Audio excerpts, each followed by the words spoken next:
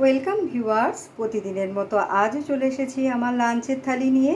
সামনে জামাই ষষ্ঠী, সেই উপলক্ষে আমি আপনাদের সঙ্গে একটা থালি শেয়ার করছি। দেখুন আপনাদের পছন্দ হয় কি না।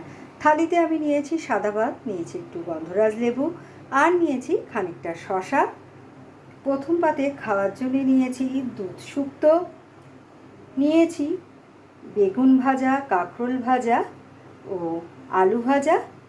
ভাজাভুজিগুলো খাওয়ার জন্যে নিয়েছি ডাল, যেটা আমি পাঁচফোড়ন শুকনো লঙ্কা ফোড়ন দিয়ে ধনেপাতা দিয়ে রান্না করেছি।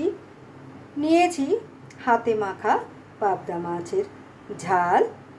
তারপরে নিয়েছি গন্ধরাজ ভেটকি, মাটন কষা, আমের চাটনি, আর শেষ পাতে নিয়েছি সিমুইর পায়েস।